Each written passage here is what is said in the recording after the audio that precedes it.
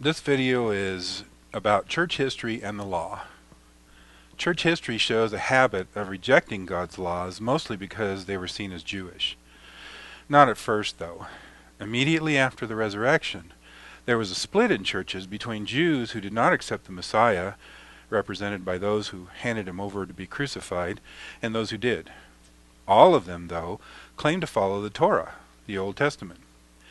Those Torah followers who accepted Jesus as the Messiah promised in the Old Testament were expelled from existing synagogues and formed their own, because they stuck with the whole message of the Bible, Jesus and the law.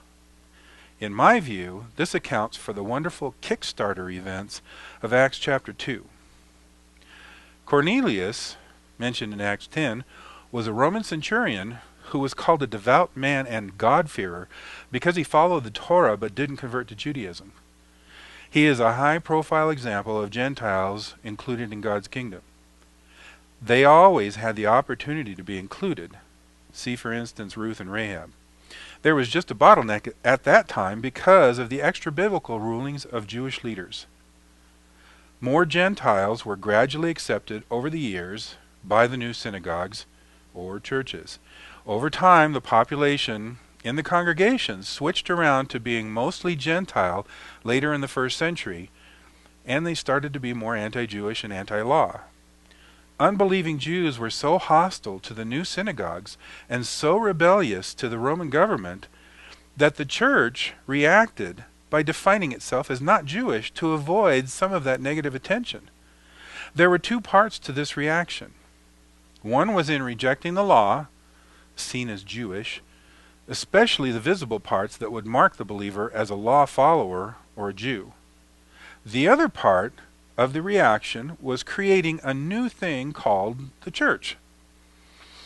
Around the year 325 AD, the Roman Emperor Constantine made this version of Christianity the official religion of the empire, mixing part of the Bible, the non-Jewish part, with a whole lot of paganism. Everyone had to convert, or else. Conversion was often nothing more than slapping Christian labels on pagan practices and being anti-Jewish.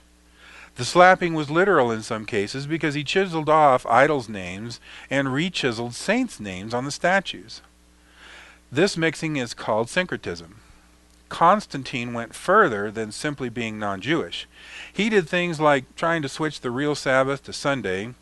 You can check any calendar for the first day of the week and the last day of the week. Forbade the observance of the holy days of Leviticus 23 and other places, and Christianized pagan feasts that have come to be known as Christmas and Easter. If you wanted to get the empire off your back and do some business, you had to at least look like a Christian. Again, not Jewish, on the surface. Conversion was easy because all you had to do was look like a Christian and do what everyone else was doing. Sound a little familiar? About 1,000 years later, the Reformation kicked in, which was an attempt to reform this Roman Catholic means universal, church, which had formed practices that were bastardizations of Judaism, but still not Jewish. The reformers were not successful in reforming the Catholics, but had to leave and start their own churches, like in the book of Acts.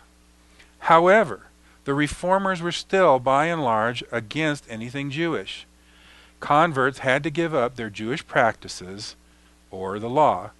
While recovering many good teachings, the reformers continued to use only part of the Bible. They kept on with thinking the law was mostly Jewish, and the church was a separate entity. Constantine's part Bible approach to building churches we can also call pragmatism. I use this term to describe the sacrifice of whole Bible truth so we can get more people in the door. It has been a plague in the church for a long time and reared its head again in the emotional revivals of the 1800s. Sometimes this period was called the Great Awakening. Sort of like Constantine, preachers and evangelists of that time thought they should reduce the Bible message to whatever gets them in the door. The reasoning was that once people were attending, they would learn as they went. Either that or the unbeliever's tithe would help reach the lost. So they further watered down the Bible message, making it more palatable and comfortable. Perhaps we could even say ear-tickling, as it says in 2 Timothy 4:3. But the watered-down message is all people want to hear. So now we've raised part Bible pragmatism to an art form and call it seeker-friendly. Pragmatism is where raised hands and going forward comes from, as well as many other seeker-friendly inventions. It is still, by and large, non-Jewish. The result is that we have a large population of churchgoers that think pragmatism is okay. They keep practices like the raising hands thing going as if it really represents salvation. The enemy sows his tares of seeker-friendly, spiritual but not religious teachings under the pragmatic and syncretistic cover of seeming to advance the kingdom. That's why some people claim a status as homosexual Christians and other biblical impossibilities. When we sacrifice truth on the altar of expediency, we might fill buildings, but we don't fill hearts. You may recognize that Constantine's version of church still exists today.